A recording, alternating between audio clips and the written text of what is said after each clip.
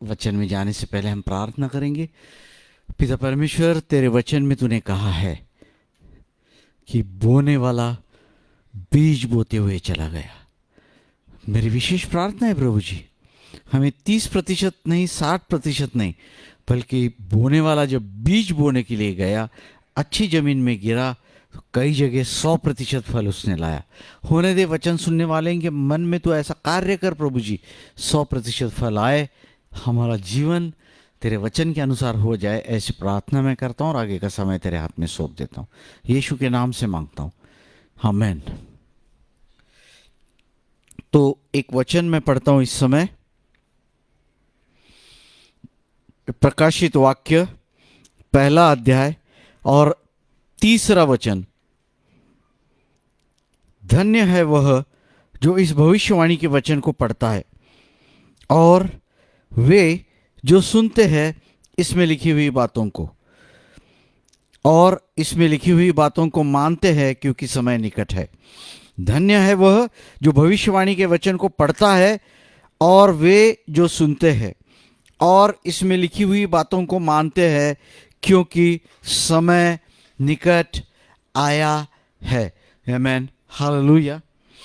सचमुच समय निकट आया है और हम जो आखिरी किताब है भविष्यवाणी की, कुछ दिनों के लिए आज से लेकर उसका अध्ययन हम करेंगे। और इसमें जो लिखा है, कई चीजें लिखी है कि धन्य है वे लोग। कौन से लोग? जो इस वचन को पढ़ते हैं। आमीन, हालेलुया। जो इस वचन को पढ़ते हैं वे धन्य है, क्योंकि समय नजदीक आ चुका है। और धन्य है वे लोग जो इस वचन को सुनते हैं। कई लोग पढ़ नहीं सकते, अगर पढ़ भी नहीं सकते तो आपको इस वचन सुनेंगे तो भी आप आशीर्वादित और धन्य हो जाएंगे। और जो इसके अनुसार चलेंगे, परमेश्वर उनको और भी आशीष देगा। आमीन, हालेलुया। तो आज इसका अध्ययन करने से पहले थोड़ी चीजें हमें समझनी चाहिए कि क्या है ये प्रकाशित वाक्य, ये सारे शब्द और ये सारे पैटमोस आइलैंड और अन्य चीजें। तो आइए, सबसे पहली बात है कि ये जो शब्द प्रकाशित वाक्य, अंग्रेजी में जिसको रेवलेशन कहा जाता है, ये शब्द कहां से आया? एक ग्रीक शब्द है जिसका नाम है एपोक्लोसिस। एपोकेलोसिस, APOCALUSIS, एपोकेलोसिस। इसका अर्थ है क्या है? इसका अर्थ वो है कि जो पहले ढका हुआ था उसको खोल देना, जो पहले कवर किया हुआ था उसको खोल देना। और ये रेवलेशन शब्द जो है, ये लैटिन शब्द रेवलेशियो, इस शब्द से आया। उसका अर्थ यह है कि जो पहले छिपा हुआ था, that which was hidden, unveil it, उसका पर्दा निकाल दो जो पहले छिपा हुआ था, और उसको क्या करो? उसको अभी सभी लोगों को दिखा दो। उसका अर्थ जो चीजें पहले मालूम नहीं थी, लोग अनजान में थे, उसके विषय में जानकारी नहीं थी, क्या करो? उन चीजों को आप क्या करो? उन चीजों को आप जानना चाहिए, ऐसी परमेश्वर की इच्छा है। यीशु ने यूहन्ना की किताब 16वां अध्याय और 12-13 वचनों में ऐसा कहा कि कई चीजें ऐसी जो मैं तुम्हें नहीं बताना चाहता हूं, अगर मैं बताऊंगा आप समझ नहीं पाओगे, बियॉन्ड योर अंडरस्टैंडिंग, इसीलिए मैं नहीं बता रहा हूं। और उसके बाद मरकुस की किताब 13वां अध्याय 32वें वचन में लिखा है कि परमेश्वर ने वहां वचन में लिखा है, अंत के दिन कैसे होंगे, कई चिन्ह, कई लक्षण बताए। और उसमें कहा है कि जब शिष्य पूछते हैं कि यह समय कब आएगा, तो यीशु ने कहा, यह समय केवल पिता को मालूम नहीं, पुत्र को भी नहीं मालूम, और देवदूतों को नहीं, और किसी और को मालूम नहीं है। फिर प्रेरितों के काम पहला अध्याय 7वें वचन में हम देखते हैं कि शिष्य यीशु को पूछते हैं कि आप कब यहूदी लोगों के लिए इस राज्य की स्थापना कर रहे हो, या कभी ये समय आएगा तो आएगा और राज्य स्थापित करेगा।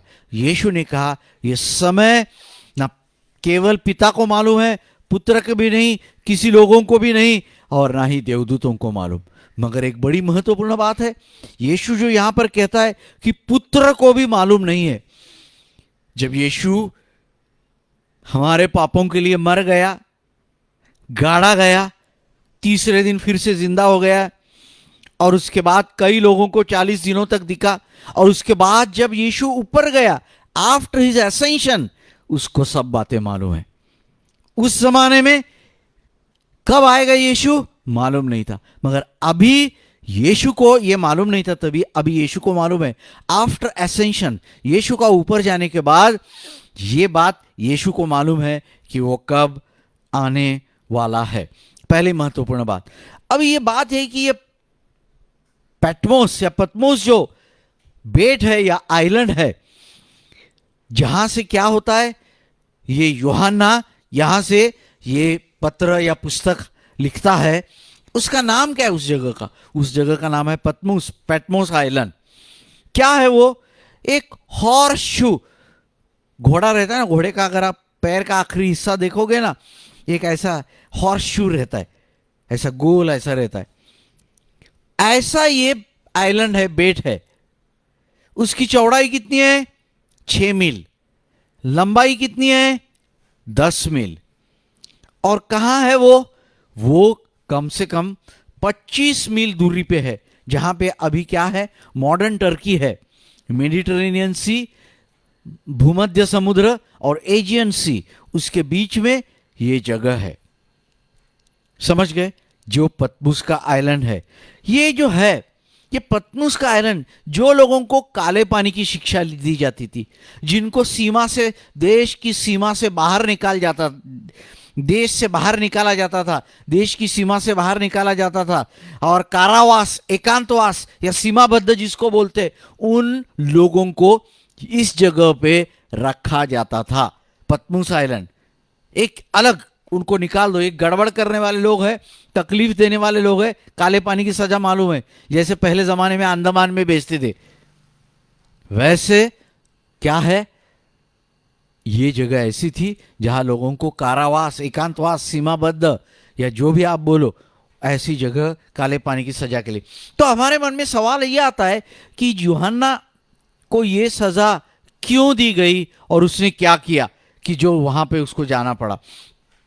ये बातें आपको जानना जरूरी है, इसलिए मैं बता रहा हूं।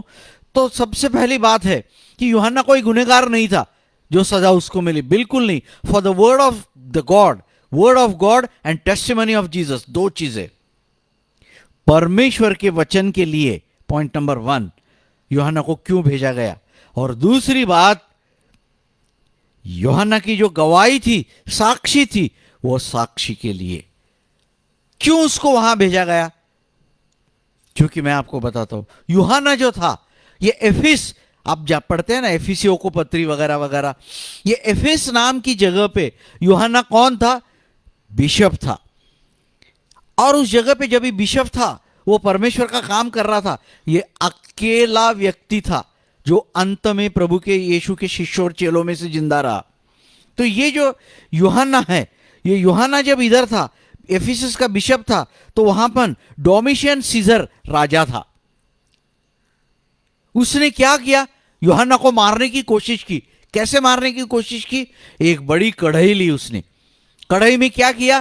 तेल डाला, तेल को क्या किया? उबाला, और उसमें क्या किया? यूहन्ना को डोला। फिर भी यूहन्ना मरा नहीं। उबलती हुई तेल की कढ़ाई में डालने के बाद वो मरा नहीं, इसलिए उसने क्या किया? यूहन्ना को क्या कर दिया? उसको उसने एकांतवास, कारावास, जो भी आप बोलते, सीमाबद्ध, काले पानी की सजा गुनहगारों को जो देते, वो सजा उसको दी। परंतु बात यह है कि यूहन्ना ने ऐसा कोई काम नहीं किया था।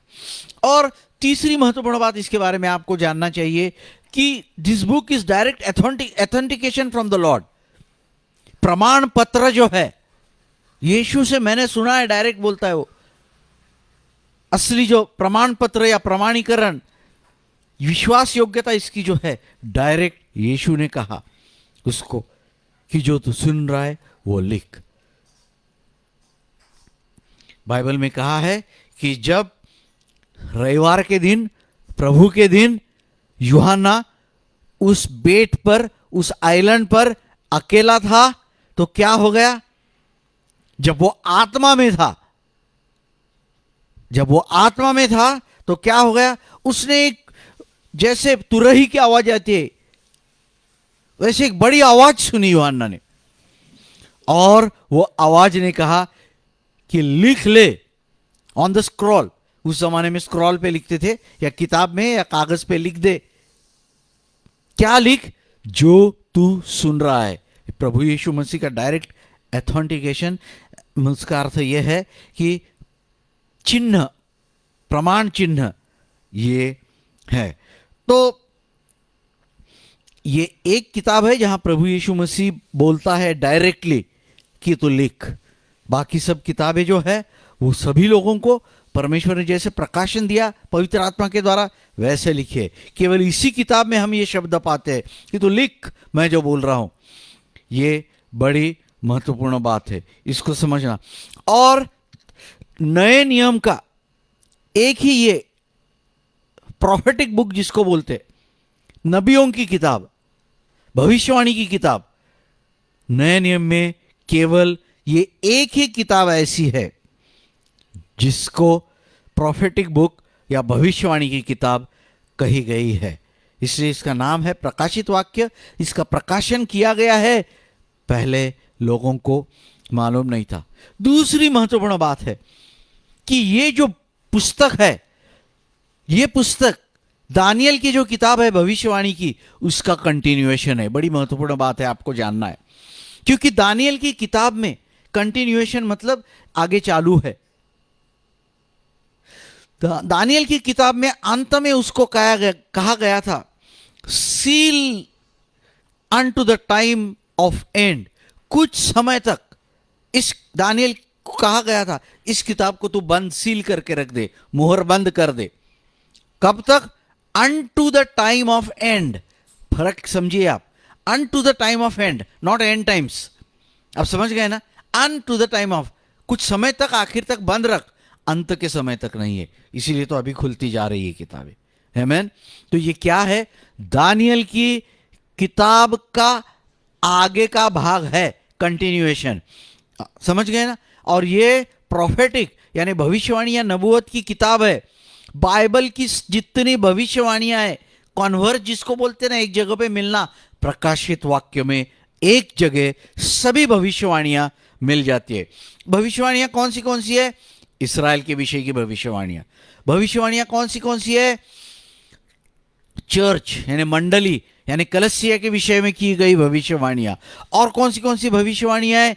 जेंटाइल्स, अन्य जाति के लोगों के विषय में की गई सभी भविष्यवाणियां यहां पर कॉन्वर्जियर मिल जाती है एक जगह पे। आमीन, हालेलुया। तो इसको समझना बहुत बहुत आवश्यक है।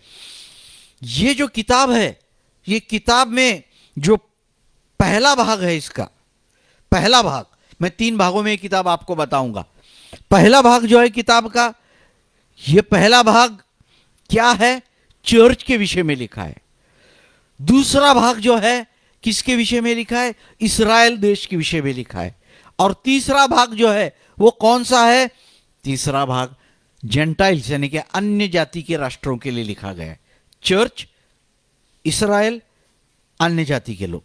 बिल्कुल ऐसे ही, आप समझ रहे हैं इस बात को? बिल्कुल ऐसे ही नया यरूशलेम जो है, वो शहर का जो बनावट है, स्ट्रक्चर है, वो भी ऐसे ही बनाया गया है।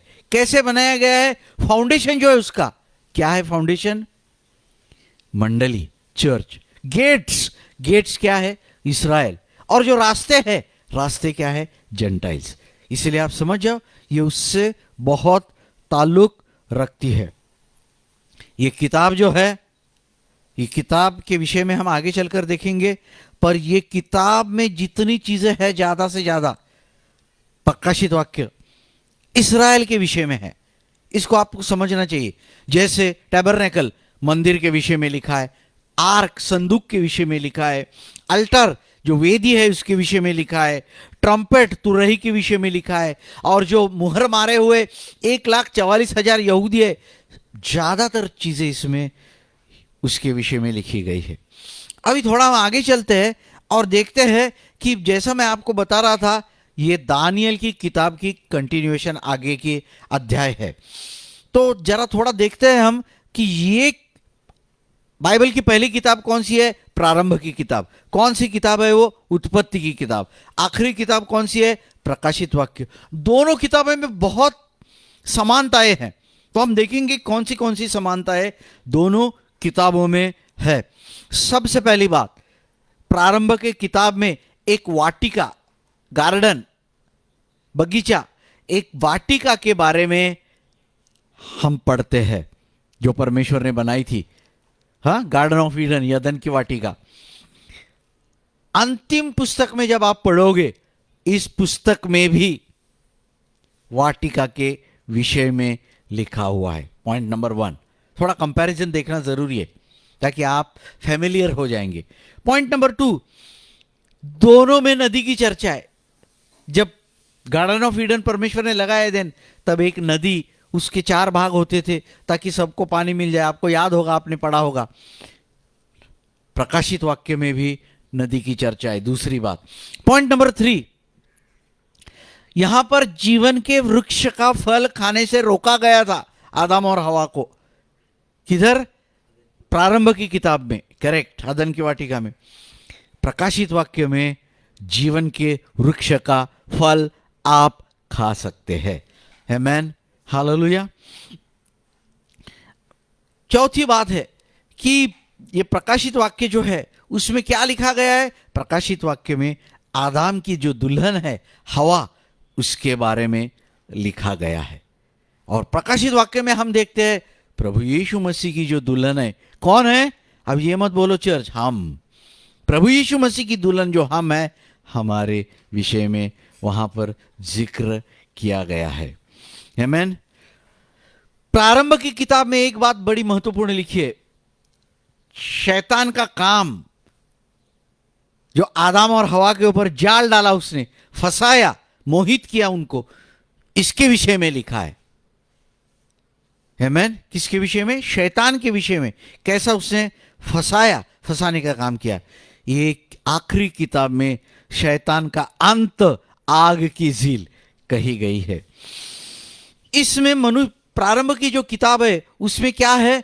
मानव का क्लेश, दुख और पतन के विषय में लिखा है। मानव का क्लेश, फिर उसके बाद उसका दुख।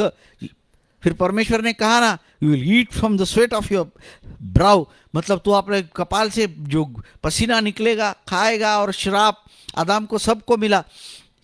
दुख, क्लेश, इसके विषय में लिखा है। परंतु प्रकाशित वाक्य में मानव का महिमा में प्रवेश, सदा के लिए परमेश्वर आंसू पोंछेगा, ना दुख, ना आंसू, ना कष्ट, ना दर्द होगा। आमेन, हालेलुया। प्रारंभ की किताब में आकाश और पृथ्वी कैसे बनाई परमेश्वर ने, यह बताया है। प्रकाशित वाक्य में नया आकाश और नई पृथ्वी परमेश्वर शुद्ध करके कैसे बनाएगा, यह बताया गया है। यहां पर लिखा है कि सूर्य और चंद्र और अन्य चीजों के विषय में, जो जरूरत की चीजें कैसे बनाई, उसके विषय में लिखा है। वहां पर परमेश्वर कहता है, ना तुमको सूर्य की जरूरत है, ना चंद्र की जरूरत है, क्योंकि मेमने से निकलने वाला प्रकाश तुम्हारा प्रकाश रहेगा, और इनको खाने की जरूरत नहीं है, चाहे तो खा भी सकते हैं। आमेन, हालेलुया। और इसके बाद यह है कि जैसा मैंने आपको बोला, दानियल की किताब का ये आगे का अध्याय है, जैसा कंटिन्यूएशन है। तो दानियल की किताब और प्रकाशित वाक्य में क्या समानताएं है, वो भी 2-3 पॉइंट हम देख लेते हैं। सबसे पहली बात है, दानियल की किताब पुराने नियम में कितवें नंबर पे है?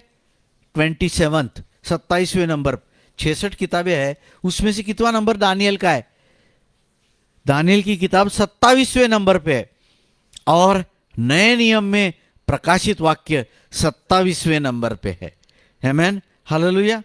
बाइबल में कहा है, दानियल को जब भी परमेश्वर या परमेश्वर का दूत एड्रेस कर, परमेश्वर का दूत जब दानियल से बात करता है, तो क्या कहता है वो? डियरली बिलव्ड, हे मेरे प्रिय। वैसे ही प्रकाशित वाक्य जिसने लिखा वो यूहन्ना भी परमेश्वर यीशु को अत्यंत प्रिय था। हमेशा वो यीशु के ही was always leaning on the bosom of the lord. यीशु के गोद में हमेशा बैठने वाला आदमी था वो। आमेन। तीसरी महत्वपूर्ण बात है, बस अभी हम आगे की पॉइंट की तरफ चलते हैं कि ये किताब को पढ़ना क्यों जरूरी है। सबसे महत्वपूर्ण बात है कि God doesn't want us to be ignorant of the future. परमेश्वर ये नहीं चाहता कि तुम भविष्य में क्या चीजें होने वाली है उसके विषय में तुम अनजान रहो, बिल्कुल नहीं। परमेश्वर चाहता है कि आप सब चीजें, भविष्य में क्या होने वाला है क्या नहीं, आप सब चीजें जाने, आप सतर्क रहे और हमेशा उसके विषय में जागते रहें। दूसरी बात, परमेश्वर चाहता है कि you must have authentic knowledge, एक प्रमाणबद्ध ज्ञान उसके विषय में आपको होना चाहिए। प्रकाशित वाक्य 22वां अध्याय 6 से 7 वचनों में यह लिखा है, God wants us to have, परमेश्वर चाहता है कि आपको यह सब ज्ञान एक अच्छी रीति से और प्रमाणबद्ध रीति से मिल जाए। प्रकाशित वाक्य 22, 6 और 7। तीसरी महत्वपूर्ण बात है क्यों पढ़ना चाहिए। जो इस किताब को पढ़ेंगे, जो इस किताब को सुनेंगे और जो इस किताब की आज्ञाओं का पालन करेंगे, प्रकाशित वाक्य 1 अध्याय 3 वचन, सब लोग धन्य है, आशीर्वादित हो जाएंगे, ऐसे परमेश्वर का वचन कहता है। अभी सवाल यह आता है कि डेविल जो है, शैतान जो है, शैतान नहीं चाहता है कि आप इस किताब को पढ़े या आप इस किताब को जाने। क्यों न, पर शैतान क्यों चाहता है कि आप नहीं पढ़े? लोग सभी किताबें पढ़ते हैं पर ये जो किताब है इसको बाजू में रख देते, अरे समझ में नहीं आती, अरे उतना कठिन है। बिल्कुल नहीं। ये जो है ये किताब एक सूचक, कई चीजें इसके विषय में रूपक या सूचक के आधार से दिखाई गई है जिससे आप समझ जाएंगे। तो शैतान क्यों नहीं चाहता है कि आप इस किताब को पढ़े? पहली बात, शैतान का स्वर्ग से गिरा देना इसमें लिखा है। अभी जो आदमी जो ऊपर से नीचे गिर जाता है तो कोई भी चाहेगा नहीं कोई जाने इसके विषय में। तो शैतान जो ऊपर से गिरा दिया गया है, शैतान नहीं चाहता कि आप उसके गिरावट के बारे में जाने। दूसरी महत्वपूर्ण बात है, शैतान को 1000 साल के लिए बांध के रख दिया जाएगा। कब? 1000 साल के राज्य में। शैतान नहीं चाहता कि आप उसमें आप उसके विषय में जाने कि जो अथाह गड्ढा है, बॉटमलेस पिट, अथाह गड्ढे में शैतान को डाल देंगे, वो नहीं जानता है कि आप उसके विषय में जाने। और पॉइंट नंबर 3 ये है कि उसकी आखिर जो है क्या है, शैतान को आग की झील में डाला जाएगा। शैतान नहीं चाहता आप उसके विषय में जाने कि वो आग की झील में कैसा डाला गया है। तो सबसे पहली बात है, मैंने जो आपको बताया, जो paradise lost and paradise regained, जो हमने खोया था, हमने क्या खोया था? हमने खोया था क्या? वाटिका में नहीं जाना और वृक्ष का फल नहीं खाना। पैराडाइज रीगेन्ड, परमेश्वर ने वो आपको दिया है। क्या फल खा सकते हैं? वाटिका में बिंदास जा सकते हैं। आमेन, हालेलुया। याद रखें कि जब हम यहां से चले जाएंगे, रैप्चर हो जाएगा, हमारा स्वर्गारोहण हो जाएगा, उसके बाद परमेश्वर इस्राएल के साथ अपना व्यवहार फिर से स्थापित करेगा। जो संबंध टूट गया इस्राएल के साथ, कब स्थापित हो जाएगा? मंडली ऊपर ली जाएगी। कब? रैप्चर, उसका अर्थ स्वर्गारोहण के बाद परमेश्वर क्या करेगा? इस्राएल के साथ। इसीलिए जो है प्रकाशित वाक्य में जितने ज्यादा चैप्टर है, ऑलमोस्ट चैप्टर 6 to 19 इस्राएल के विषय में है। क्यों इस्राएल के विषय में? परमेश्वर इस्राएल के साथ। और ये 6 to 19 चौथे चैप्टर से शुरू होता है, पर चैप्टर 6 to 19 है, they correspond to 70th week of Daniel. वो मैं आपको बाद में बताऊंगा दानियल का 17वां सप्ताह क्या है। 6 से 19 जो चैप्टर है क्या है? दानियल की किताब के 17वें जो सप्ताह है उससे मिलते हैं। अभी थोड़ी चीजें हम देखते हैं। आज केवल मैं प्रस्तावना दे रहा हूं, परिचय आपको करवा रहा हूं प्रकाशित वाक्य का। पहला अध्याय के विषय में मैं बात कर रहा हूं। Today I am talking only about chapter 1 of revelation. प्रकाशित वाक्य का पहला अध्याय बात कर रहे हैं हम लोग। आप समझ रहे? तो कई चीजें आप पढ़ते समय आपको तकलीफ होगी जब पढ़ेंगे। तो प्रकाशित वाक्य पहला अध्याय 4 से 6 वचनों में वहां लिखा गया है कि 7 आत्मा, 7 स्पिरिट। आप बोलेंगे अरे ये 7 आत्मा क्या है? प्रभु यीशु मसीह के दाहिने हाथ में 7 आत्मा है। आप बोलेंगे 7 आत्मा ये कौन सी है? ये 7 आत्मा जो है एक ही आत्मा है, पवित्र आत्मा उसका नाम है। क्या नाम है उसका? पवित्र आत्मा या होली स्पिरिट। इसके 7 फोल्ड एस्पेक्ट है। वो 7 किस्म के पवित्र आत्मा के पहलू है। पवित्र आत्मा के 7 किस्म के दृष्टिकोण समझो चाहे तो आप, है ये 7 अलग अलग नहीं, एक ही आत्मा है।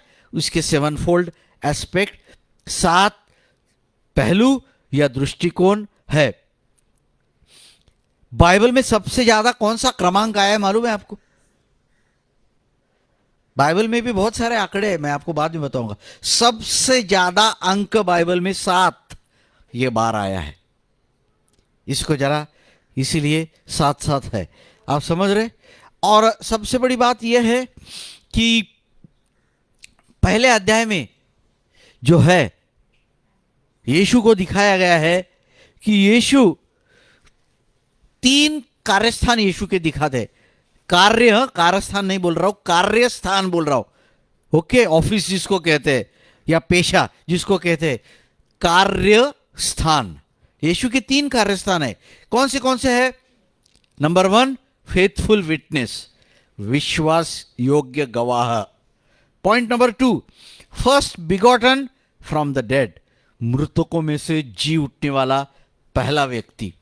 Point number 3 the prince of the kings of the earth, पृथ्वी पे जितने राजा है उनका हकीम या राजपुत्र है वो। यीशु के पहले अध्याय में थोड़ी सी आपको जाते जाते बता रहा हूं ताकि जब आप पढ़ेंगे आपकी समझ में आएगा। अभी प्रकाशित वाक्य में पहला अध्याय और 7वें वचन में लिखा है यीशु के आगमन के बारे में कि जिन्होंने उसको मारा, वेधा, वो सब देखेंगे। सभी लोग उसके आने के समय हाय करेंगे। Everyone will well on account of him.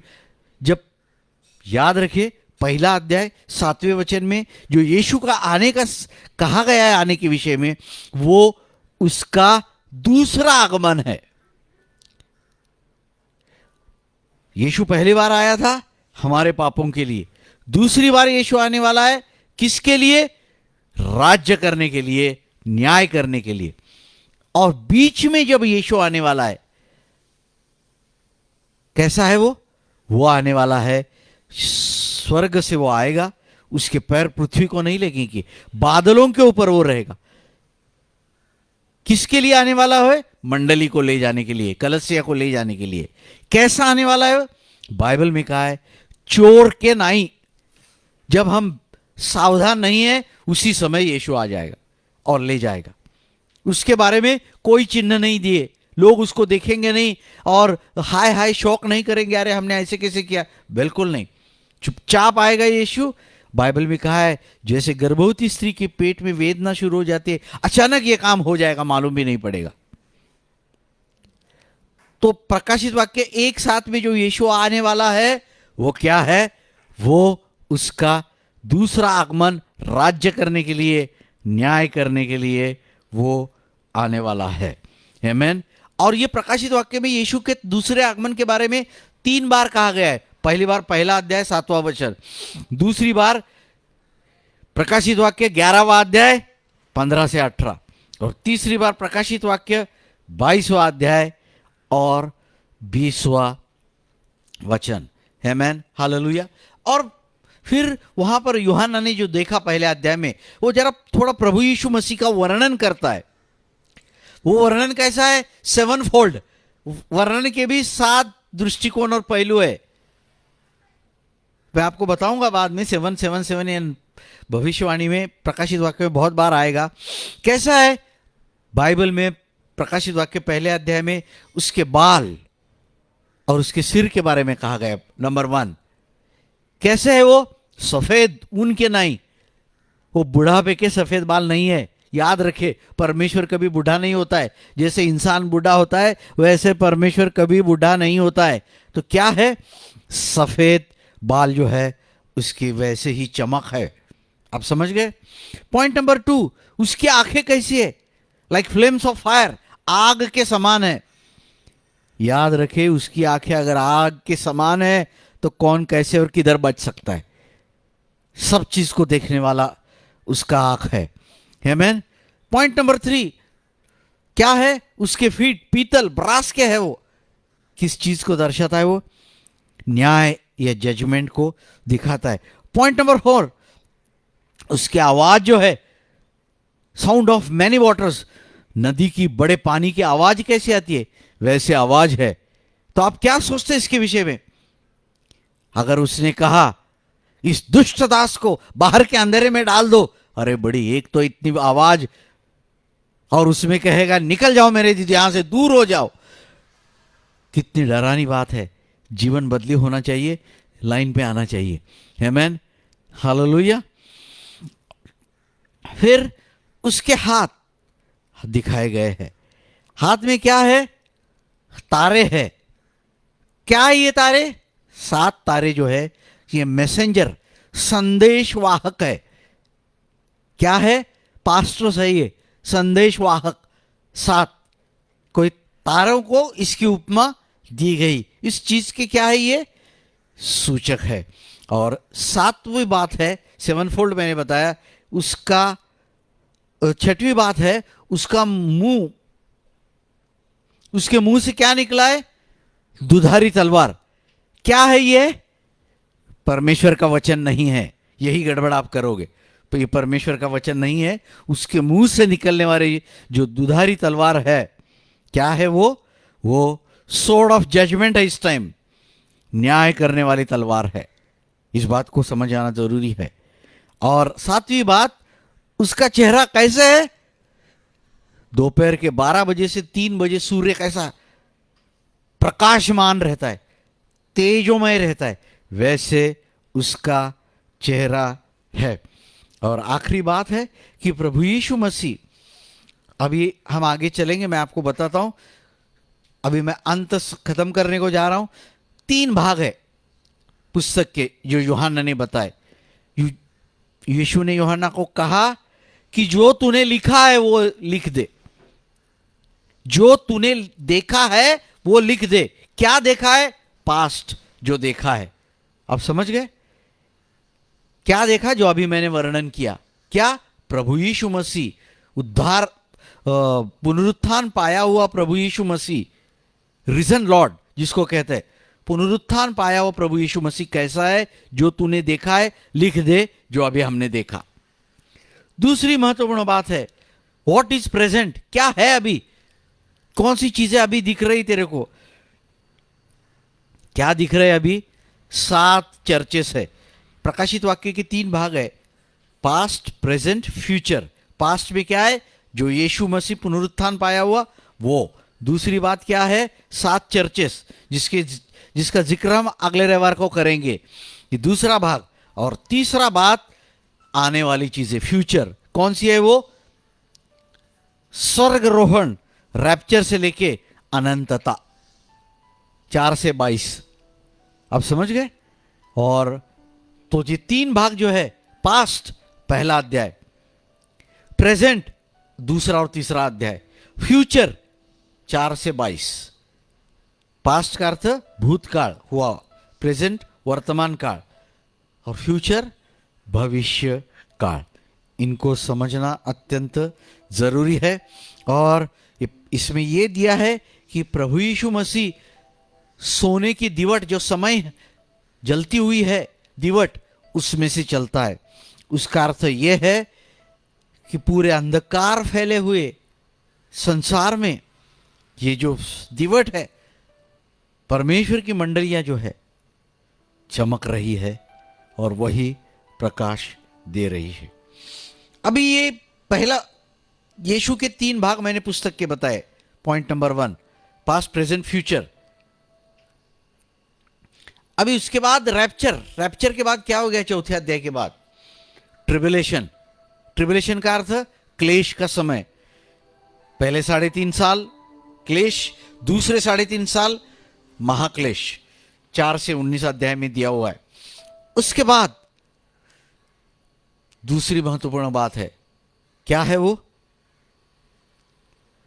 है उसका एक गौरवी और महिमा में उसका प्रकट होना। उसके बाद ग्लोरियस अपीयरेंस, चैप्टर 19:11। उसके बाद आर्मगिदोन का युद्ध। उसके बाद गॉग और मैगॉग उसका युद्ध।